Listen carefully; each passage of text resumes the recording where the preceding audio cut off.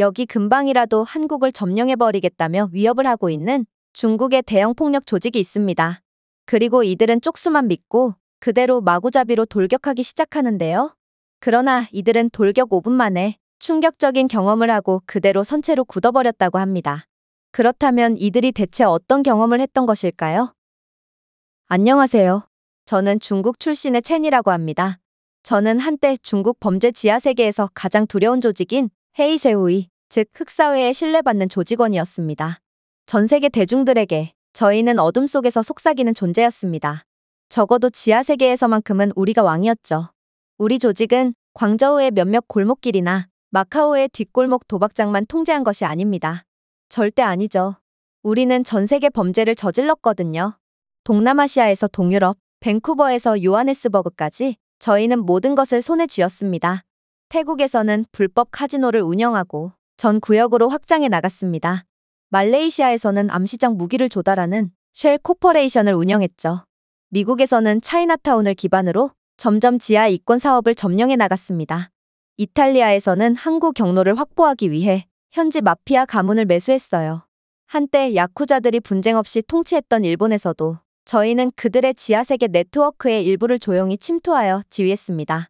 어떻게 이게 가능할 수가 있었냐고요? 간단합니다. 중국 교민들 덕분이죠. 현재 전 세계에서 중국인들은 어딜 가나 찾아볼 수 있습니다. 심지어 아프리카의 오지 마을에서도 중국인 교민들을 찾아볼 수 있죠. 중국인들은 어디를 가든 조국에 대한 흔들림 없는 충성심, 그리고 종종 저희 흑사회에 대한 충성심을 가져왔습니다. 전 세계의 중국 커뮤니티는 흑사회의 요구를 수용하고 정보를 제공했고 그 대가로 저희는 그들에게 보호, 고용, 지역사회에 대한 지배력을 부여했습니다. 그렇게 흑사회는 세계를 먹어치운 것입니다. 하지만 그 공식이 무너진 곳이 하나 있었습니다. 바로 한국이었죠. 사실 흑사회에는 한국만큼은 절대로 건들지 말라는 조직 규칙이 있습니다. 이건 매우 이상했죠. 전 세계에서 중국 교민들이 가장 많은 국가가 바로 한국이거든요. 그리고 중국과의 거리도 가까운 만큼 한국을 집어삼키기는 매우 쉬울 게 분명했는데 도대체 전 세계를 집어삼킨 흑사회가 왜 한국만큼은 집어삼키지 못한다는 말인가요?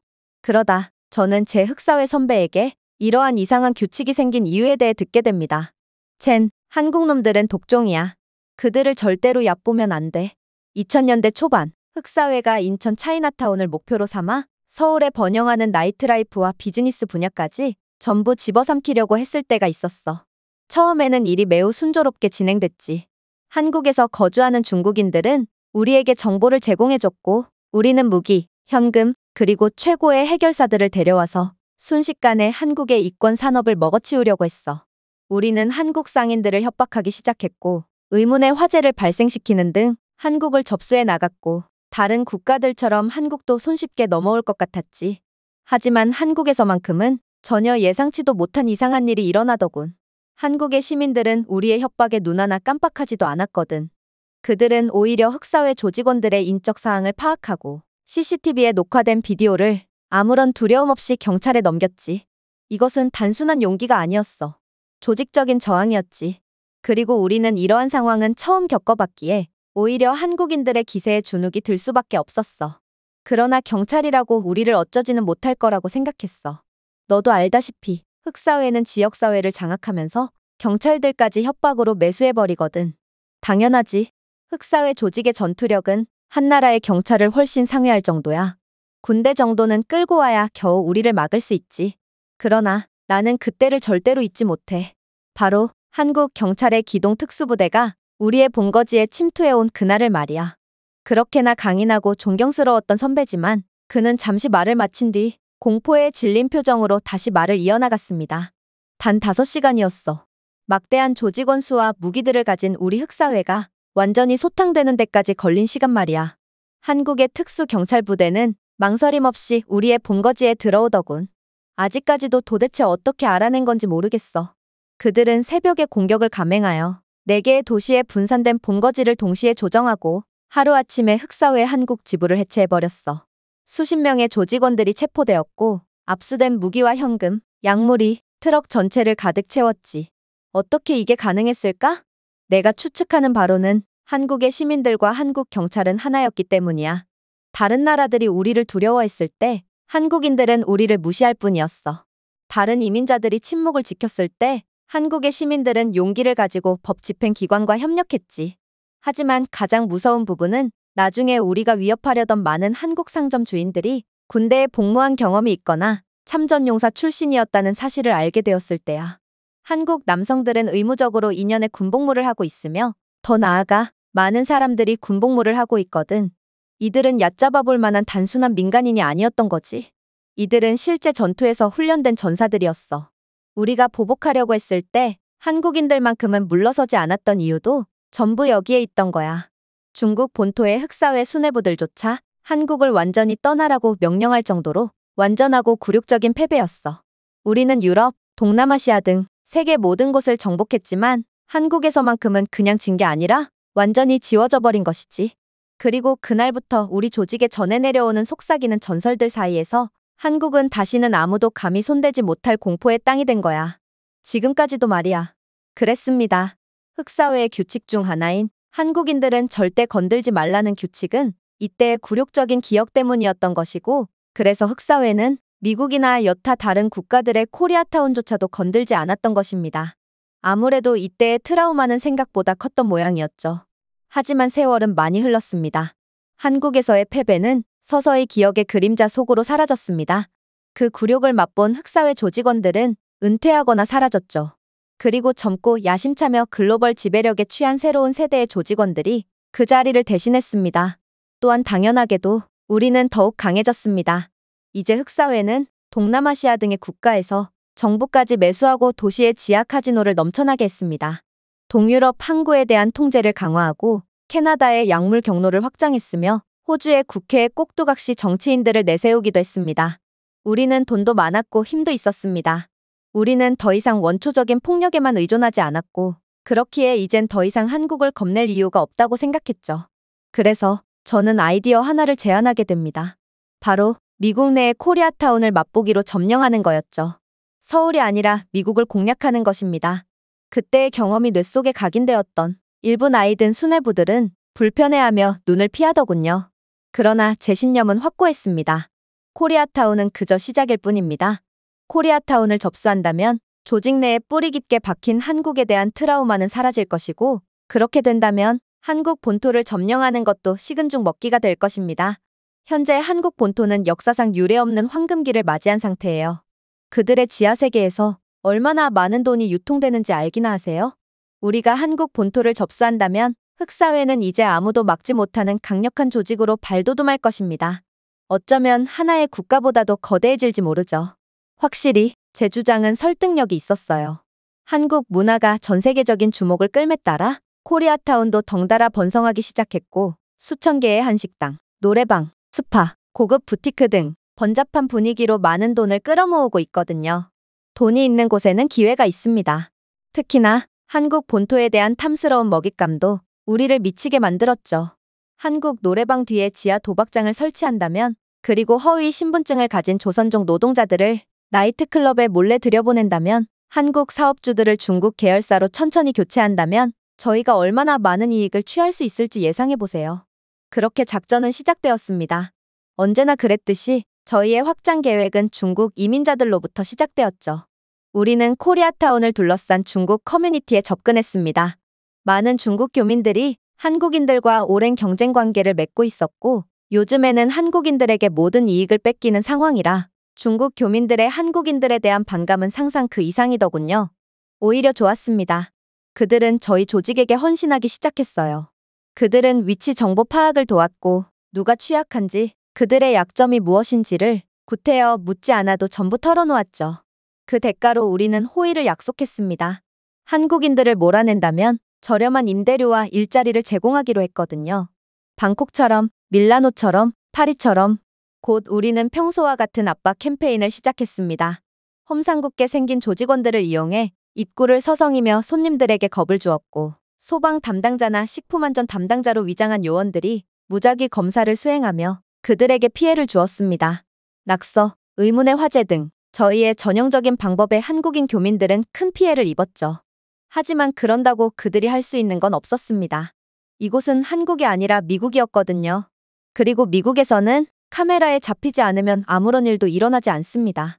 미국 경찰들은 할 일이 많고 특히나 외국인에 대한 일은 항상 뒷전으로 생각하죠.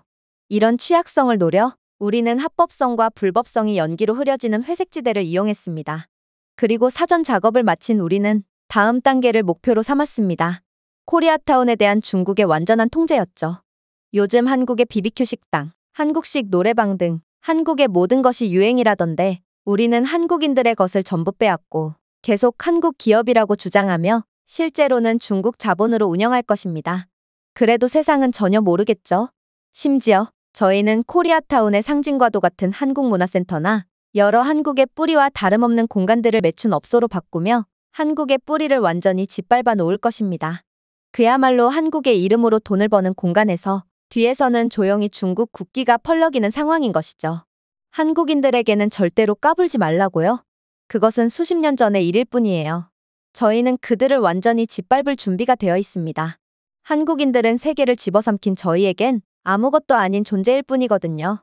예상대로 활기가 가득 찼던 코리아타운에는 침묵이 찾아왔습니다. 하지만 이번에는 뭔가 다르더군요. 네, 분명 처음 몇 주 동안 코리아타운은 피를 흘렸습니다. 두부 가게에 불이 났고 한 태권도장의 벽이 위협적인 문구로 훼손되었습니다. 한 젊은 한국인 부부의 빵집에서 유리에 총알구멍이 뚫렸고 한국인들이 세워둔 차들의 타이어에는 구멍이 났습니다. 미국 경찰들은 역시나 사건을 접수하기에는 충분한 증거가 존재하지 않습니다. 도와줄 수 없습니다라는 나태한 반응을 보였죠. 다른 국가들처럼 한국인들도 도망가거나 저희에게 굴복할 거라 생각했습니다. 하지만 저희가 틀렸어요. 그날은 어느 화창한 오후였어요. 갑자기 건장한 한국인 아저씨들이 시비를 걸고 있는 저희 조직원들 몇 명을 그대로 잡아서 끌고 가 버리더군요. 그들은 조직원들을 경찰서로 끌고 갔고 그렇게 끌려갔던 조직원들은 다시는 나올 수 없었습니다. 도대체 이게 무슨 상황인가요? 어떤 강력한 힘이 그렇게나 나태한 미국 경찰을 움직이게 했단 말인가요? 그렇게 몇 명의 조직원들이 더욱 검거된 끝에 저희는 그제야 사건의 비밀을 알게 됩니다. 한국인들은 자신들 스스로를 지키기 위해 경찰의 도움이 아닌 자신들의 네트워크를 통해 영상을 수집하고 있었기 때문입니다. 그들은 CCTV를 설치했고 이러한 CCTV를 바탕으로 저희의 범죄 행각을 모조리 분석하여 미국 경찰이 수사하기 쉽도록 정리한 뒤 그대로 신고를 하고 있었어요. 미국 경찰이 출동을 거부했기에 한국인들이 직접 힘을 합쳐 조직원들을 검거 후 경찰서에 넘긴 거였죠. 그런데 한국인들은 도대체 무슨 수로 그렇게나 잔인하고 폭력적인 조직원들을 잡아서 경찰서에 넘길 수 있었던 걸까요? 이러한 호기심도 잠시, 이에 대한 수수께끼도 곧 풀리게 됩니다.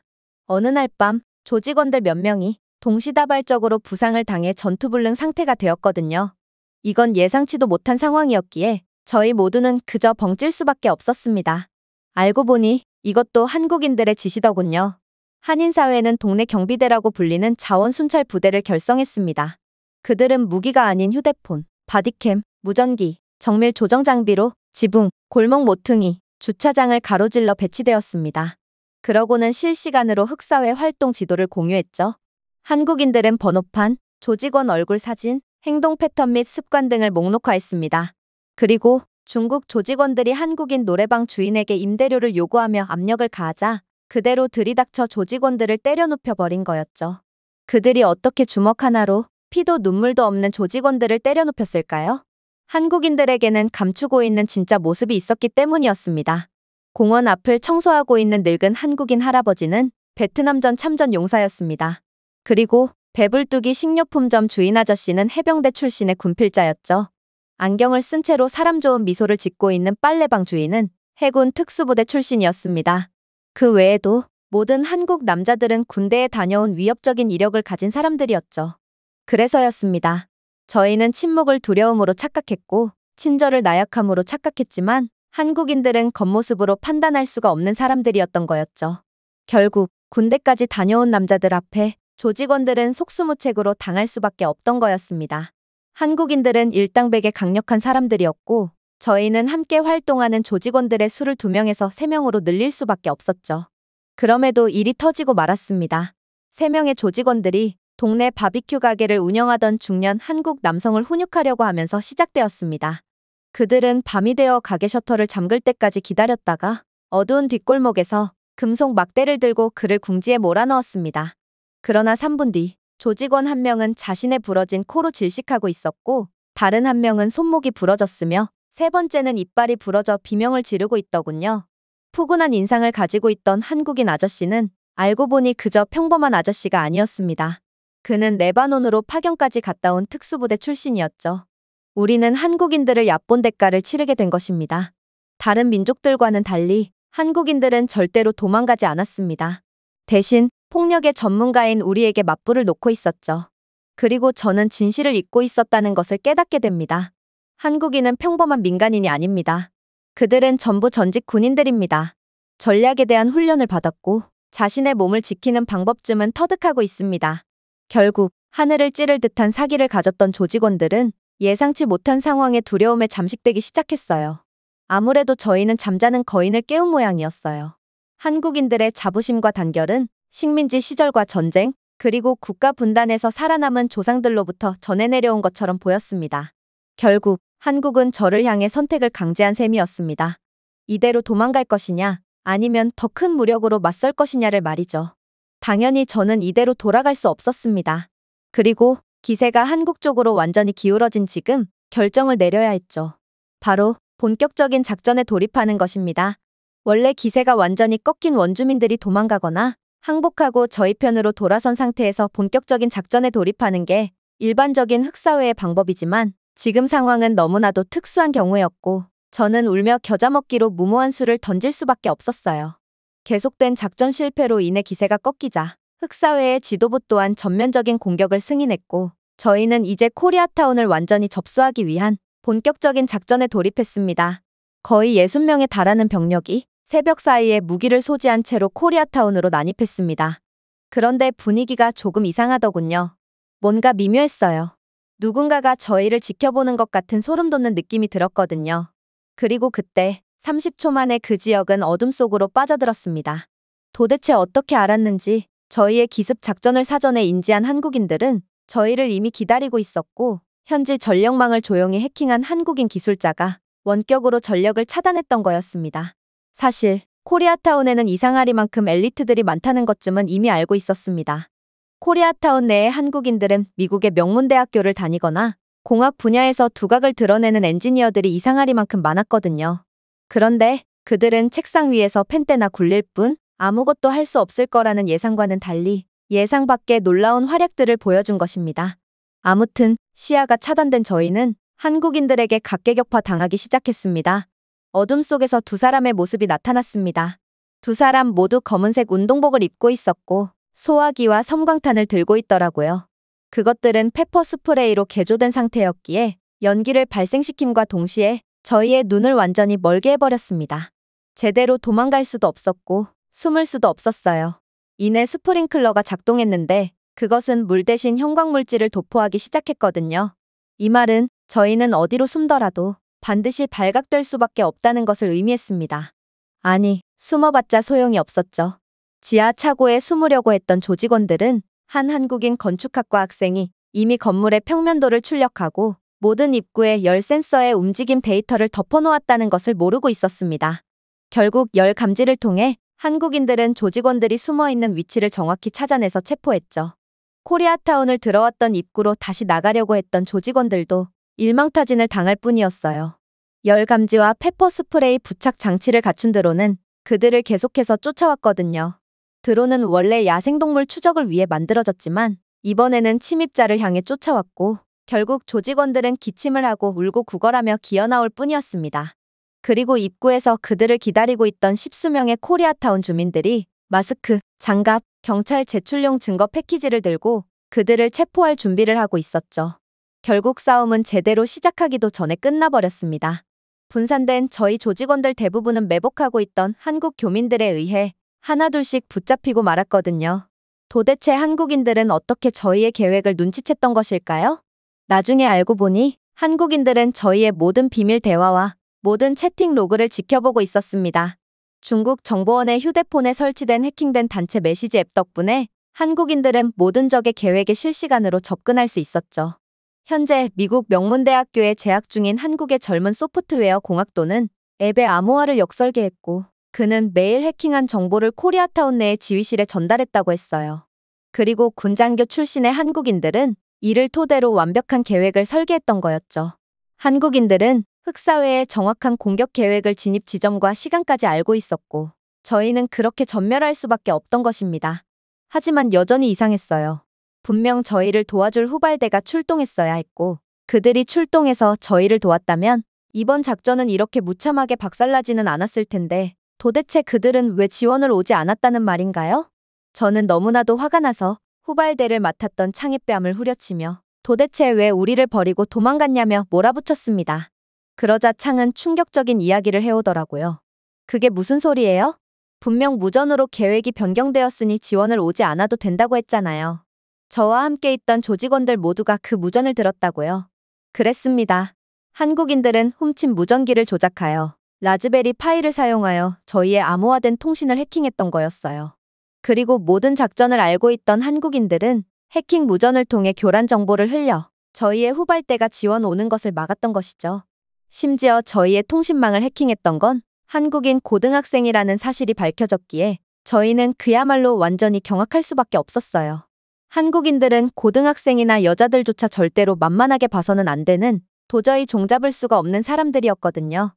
그렇게 이번 작전의 실패로 인해 코리아타운에 난입한 60명의 조직원 중 대다수가 경찰로 넘겨졌고 도망친 몇 명도 부상을 당해 더 이상의 작전을 수행할 능력이 없어졌어요. 하지만 최악은 숫자가 아니었습니다. 바로 심리적 패배였죠. 생존자들은 이렇게 말했습니다. 모든 일거수일투족을 예상한 유령들과의 싸움이었어요. 그들은 보이지도 않았죠. 어떻게 민간인들이 엘리트 특공대처럼 싸울 수가 있어요? 저는 더 이상 작전에 투입되기 싫어요. 한국인들이 무서워서 견딜 수가 없다고요. 한국인들은 저희의 트라우마를 다시금 떠올리게 했습니다. 저희는 폭력과 함께 왔고 폭력의 전문가답게 한국인들을 손쉽게 정복할 것이라고 생각했습니다. 하지만 사실 저희는 전쟁을 위해 훈련한 남자들이 설계한 체스판에 들어왔던 거고 한국인들은 게임을 멈추지 않고 저희를 갖고 놀고 있던 것입니다. 저는 한국을 얕잡아봤다가 모든 것을 잃을 위기에 처했습니다. 이번 작전은 제가 밀어붙였기에 시작되었고 만약 실패로 끝난다면 저는 책임을 져야 할 것입니다. 제게는 더 이상 잃을 것이 없었어요. 결국 저는 마지막 승부수를 던집니다. 바로 총을 사용하는 거였죠. 그동안은 총을 사용하며 살상을 일으키진 않았어요. 일이 커진다면 미국 경찰들이 출동할 수 있거든요. 하지만 지금은 이판사판인 상황이었고 이젠 총기로 무장한 조직원들은 코리아타운 내의 모든 한국인들을 쓸어버릴 것입니다. 더 이상의 영리한 전략은 필요 없어. 더 이상 싸움 실력도 필요 없지. 총 한 방이면 모든 것이 끝장이니까 말이야. 저는 총으로 마침내 코리아타운의 정신을 짓밟을 수 있다고 믿었습니다. 하지만 제가 이해하지 못한 것은 이것이었습니다. 이미 전문적인 사격 훈련을 받은 사람들을 위협할 수는 없다는 것을 말이죠. 그날 새벽, 작전은 시작되었습니다. 저희는 세 가지 방향에서 코리아타운에 접근했습니다. 마치 거리를 소유한 것처럼 움직였죠. 하지만 거리는 이미 저희들을 지켜보고 있었습니다. 저희가 첫 번째 목표인 한국의 만남의 장소로 여겨지는 사무실 건물에 도착했을 때 저희는 그대로 무기를 들고 현관문을 박차고 들어갔습니다. 하지만 방은 비어 있었습니다. 그러고 나서 모든 것이 엉망이 되었습니다. 해당 건물을 기점으로 저희는 그대로 포위되었거든요. 각 건물의 옥상에서는 훈련된 한국 참전용사 및 전직 군인들이 저희를 정조준하고 있었고 다른 엄폐물들 사이에는 갓 전역한 것처럼 보이는 젊은 한국인들이 저희의 심장을 조준하고 있었죠. 그때 저는 깨달았습니다. 모든 한국 남자들은 신병 훈련 중에 전술과 사격에 대해 배웁니다. 그러나 저희 조직원들은 중학교 때부터 총을 가지고 있었다라고 허세를 부리지만 정작 총을 쏴본 사람은 거의 없죠. 모든 조직원들은 이것을 알고 있었습니다. 한국인들은 의무복무로 인해 사격을 잘하지만 자신들은 총을 쏴본 적도 없다는 사실을 말입니다. 저희는 실전에서 총을 든 적이 없거든요. 물론 저희는 광저우에서 조직원들과 함께 사진 촬영을 위해 총을 들고 포즈를 취한 적은 있습니다. 그러나 그게 다죠. 대부분의 조직원들은 지금의 실전 상황에서 손가락으로 방아쇠를 감싸지도 않고 있더군요. 총을 쏘는 것을 두려워하고 있었습니다. 결국 한국인들이 던진 연막탄이 터짐과 동시에 조직원들은 무기를 버리고 도망가기 시작했어요. 눈물을 흘리며 계집아이 같은 비명소리를 지르며 왔던 길로 내달리기 시작했죠. 그렇게나 한국인들을 전부 쓸어버릴 거라며 자신은 이미 초등학생 때부터 총 하나로 고향마을 공항까지 제압했다던 창은 핫도그 가판대 뒤에 숨어 비명을 지르며 울고 있더라고요. 저는 끝까지 은엄패를 하며 저희에게 접근하는 한국인들의 전술적인 움직임을 보고 조용히 속삭일 뿐이었어요.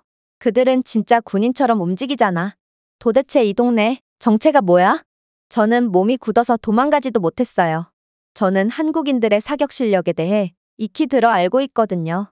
일전에 LA에서 흑인 폭동이 일어났을 때 한국인들은 경찰들조차 외면했을 때도 스스로의 힘으로 마을을 지켰다고 했어요. 그런 한국인들이 마음먹고 방아쇠를 당긴다면 저는 그날로 끝이라는 것을 잘 알았기에 그대로 온몸이 굳어 벌벌 떨고만 있을 뿐이었던 것입니다. 결국 저는 누가 시키지 않았음에도 우통을 벗고 무릎을 꿇었고 두 손을 번쩍 들며 항복의 의사를 밝혔습니다. 그리고 곧 한국인들이 들이닥쳐 저를 그대로 포박하더군요. 그렇게 저는 한국인들에게 끌려갔습니다. 벽에 기대어 앉아 주위를 둘러보았습니다. 소위 말하는 세상에서 가장 위험하다는 조직원들, 마카오, 방콕, 베를린을 주름잡았다고 자랑하던 조직원들은 몰래 화재 경보를 울린 후에 중학생처럼 달리고 있었습니다. 한국인들에게 포위당하자마자 계집아이처럼 넋놓고 울며 온몸이 굳어버린 사내들이 널려 있었습니다. 저도 마찬가지였죠. 저는 총 한 발 쏴보지도 않고 항복했습니다. 이것이 한국이 싸우는 방식이었습니다.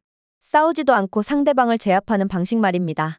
저희는 저희가 늑대라고 생각하고 여기 왔습니다. 하지만 저희는 짖는 개에 불과했고 저는 개처럼 끌려가 한국인들의 아지트에 감금당했습니다. 그리고 그들의 본거지에서 저는 놀라운 것을 인지하게 되었죠. 한국인들은 제가 아무런 위협도 되지 않고 무섭지도 않다는 듯 제 손을 풀어주고 신사적으로 대해줬습니다. 그리고 번역된 앱을 제게 건네더군요. 시간을 낭비하지 맙시다. 우리는 이미 당신이 누구인지 알고 있습니다. 처음에는 비웃었어요. 허세인 줄 알았어요. 그러나 그가 연 폴더에는 제 모든 것이 들어있더군요.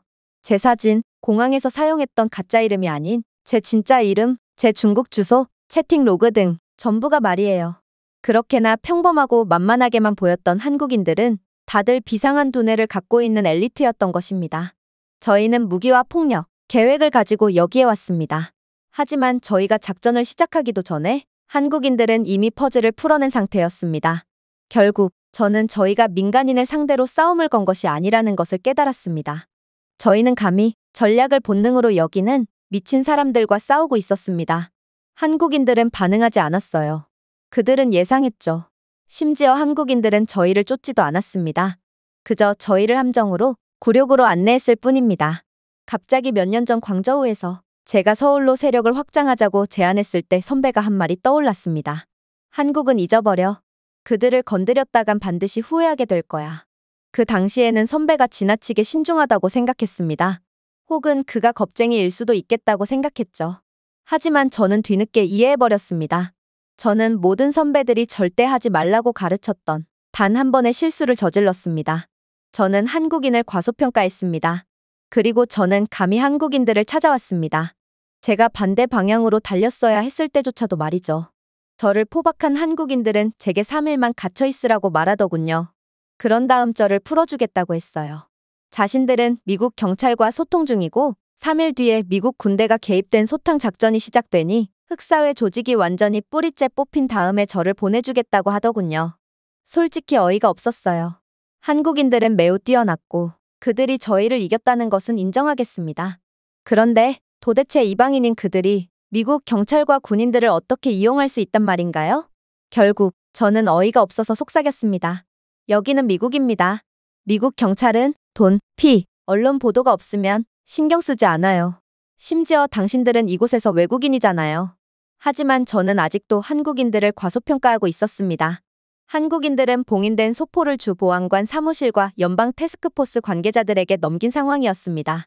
그들은 드론을 이용해서 저희 창고의 약물에 대한 열화상 이미지를 촬영했고 내부 통신망 해킹을 통해 저희 지하실의 청사진과 저희의 가짜 신분증, 차량 목록 등 모든 것을 알고 있었어요.